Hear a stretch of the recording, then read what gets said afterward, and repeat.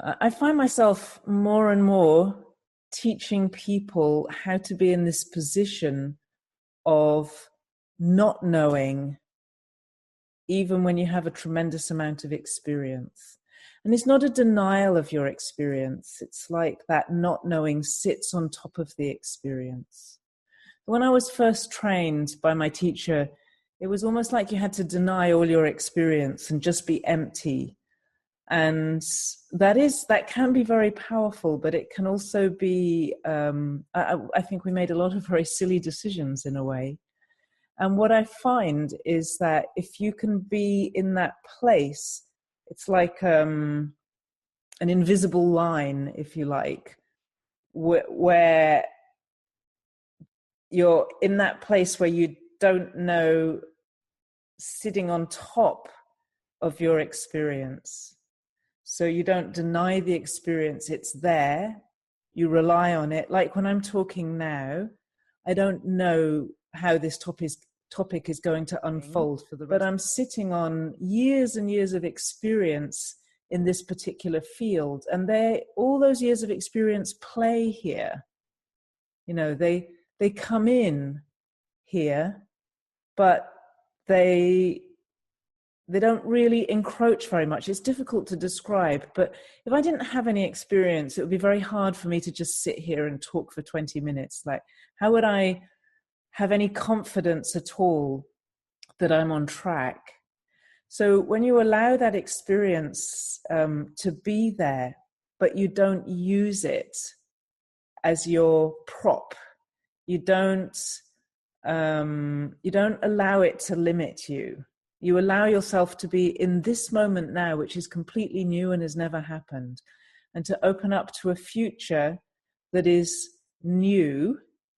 There's a very, very powerful position in that. And I find more and more people need it. And the people who need it most are people who are very experienced, who are very good at what they do, and who need something more. They need an extra edge.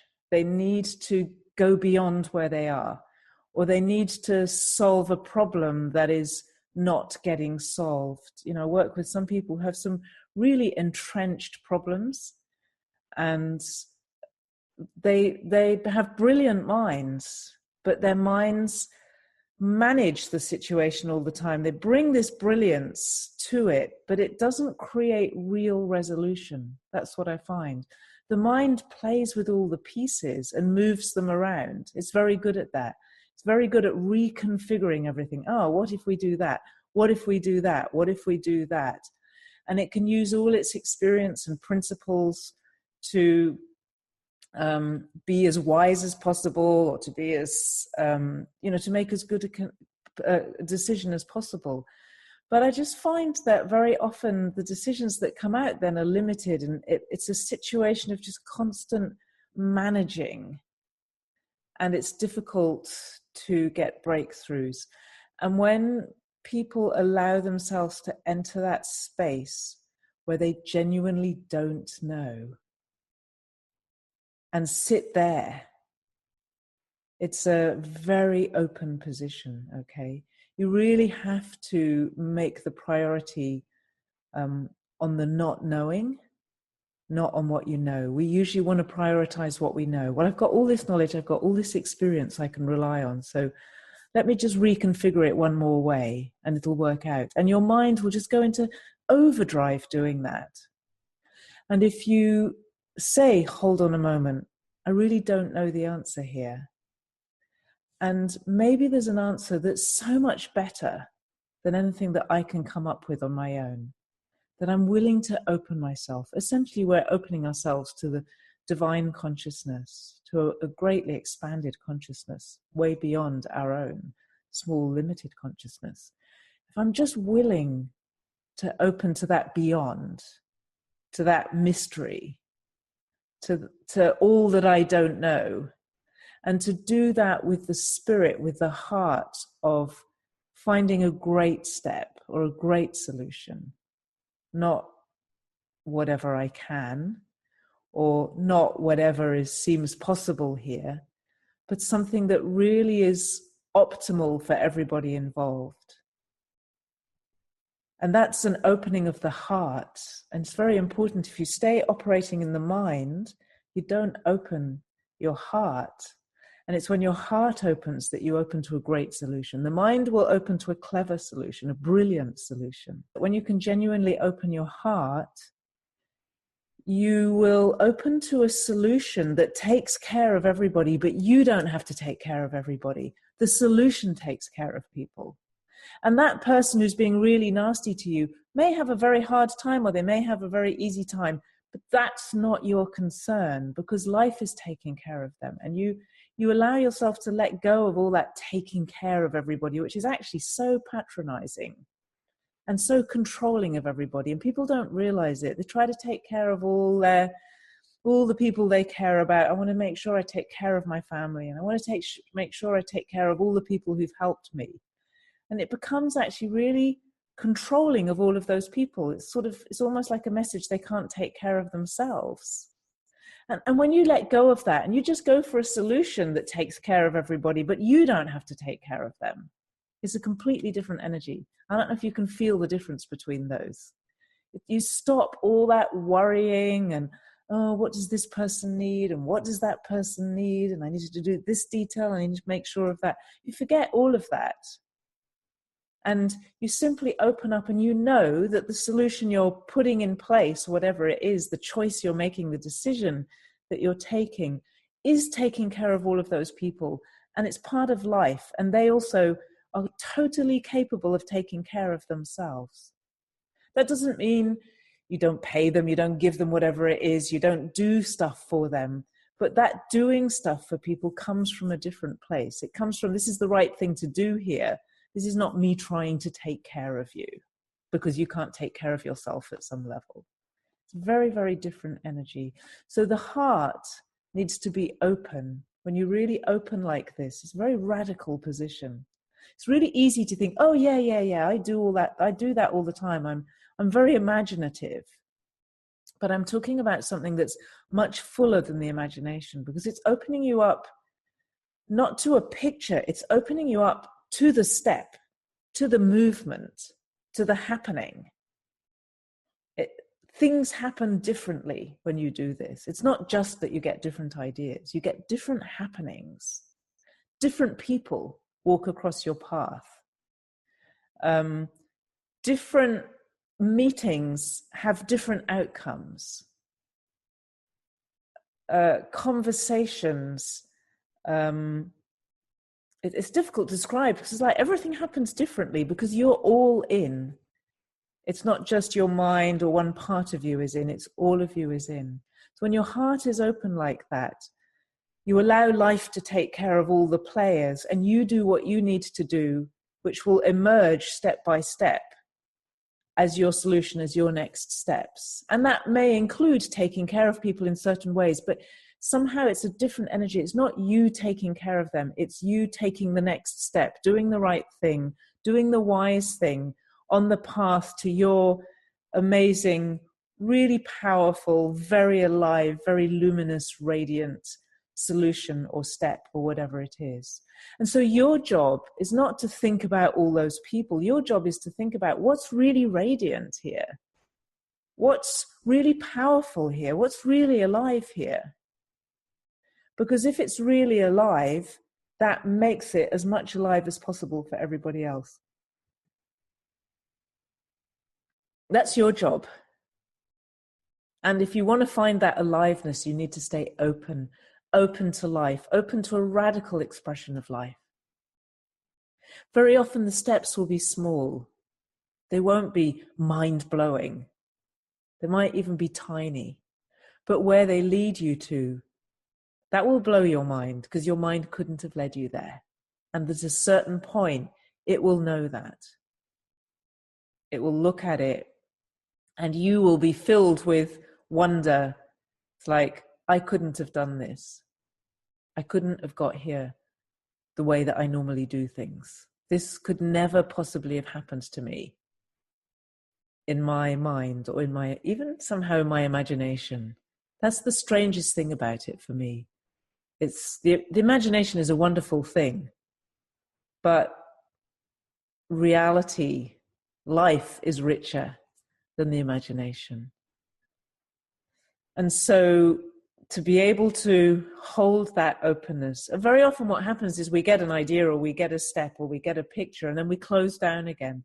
Now there is a moment, of course, each time you step forward, you take this step, you don't take that step. That's a moment of closing. Very often what people will do is kind of stay closed and just follow that path now. Actually, the art is to stay open and keep taking steps. And then just keep taking that next step in a really powerful direction. Keep holding your heart open to something that's really powerful for you, really beautiful, really radiant, really resonant, really remarkable. Just hold that. Hold the openness to the fact that you only know a tiny part of it, and therefore your mind is never going to come up with the full solution. It's going to help you to write things down and describe things and communicate things, to limit them. That's what all of that is. And that's good and useful and necessary. But when you can have that radical openness, there's a different thing going on. And this is not easy, what I'm talking about. I don't find it easy. I find it easy in certain situations, and I don't find it easy with all of my life. There are certain parts of my life where I actually find it really hard. And I can feel at the moment how important it is for me to practice that more. That's probably why this topic came today. So it's not an easy thing to do, but probably you can feel, even as I talk about it, how rich it is and how it opens us up to that life that we really long to live. Most people I meet have a craving inside them for a level of aliveness that they don't experience most of the time. They have a sense that life is so much more than what I'm living. And sometimes this sense that however much I do, it always feels like there's something missing. So there's something missing. It doesn't come from here. There's something missing is something that's bigger. That it means going beyond yourself. It means really expanding into the unknown. And it means entering a partnership with life. And it is tricky because we've been educated to be very individual and to do everything ourselves. Or maybe you may have been educated, if you're more entrepreneurial or more of a team person, to do everything with a team, but your part is still very much doing it yourself. The emphasis has been very much on personal performance, and high performance is about stretching yourself to your kind of physical and mental limits. And what I'm talking about is a kind of high performance that involves so much consciousness beyond yours. And so it's not all about you. And so we actually need to let go of that sense of self that we have, which is very strongly rooted in this sense of me being me and me being in control and me doing everything, me being the author and the architect of everything, and opening up to the fact that there is a much greater system out here that you're a part of. There is a level at which you are the author and the architect, but when that level of author and architect is about you and your mind and your imagination, you always have that feeling that there's something missing.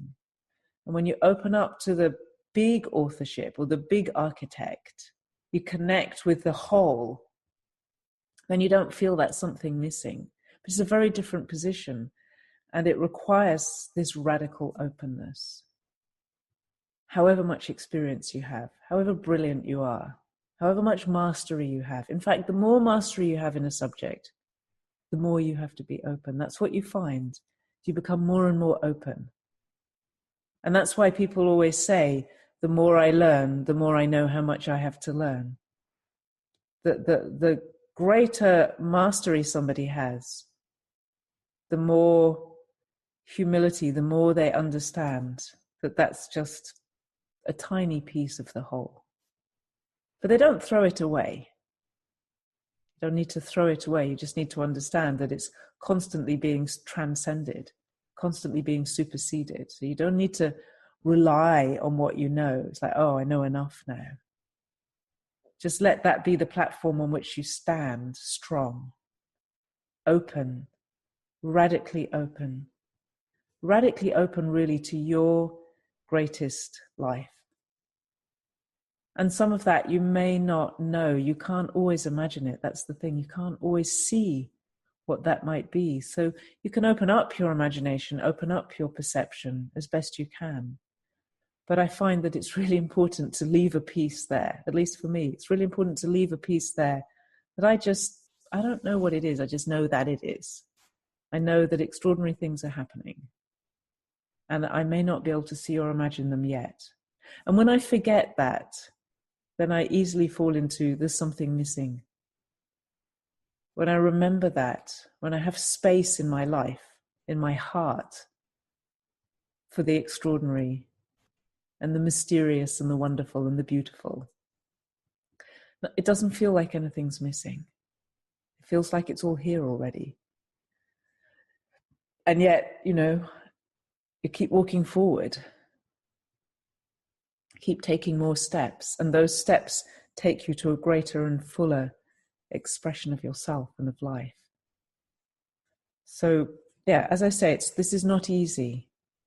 It sounds easy. It feels easy to do it in this moment. It feels easy to do it when you do it. But when you're not doing it, it doesn't feel easy. When you feel like there's something missing, it's really, really hard to do the only thing that's very useful to do, which is to relax and open up and let that something missing in. There is something missing. When you open up and let it in, it's not missing anymore. But when we feel there's something missing, the mind goes charging around in every direction looking for that something missing. So, oh, I need this. I need a better relationship, or I need a relationship, or I need more money, or I need to go out and do this thing. They might all be the steps, but they're not what fills the hole. So you fill the hole by being open and letting in whatever it is that's missing. And then you take the steps. And it may be that getting a relationship was the perfect thing for you. But if you try to get the relationship to fill the hole, it's never the perfect thing. It doesn't work. Okay, so open up, be radically open, receive those missing parts, and then let the steps reveal themselves from there. And then you'll get very, very good outcomes. You'll surprise yourself. That's the point.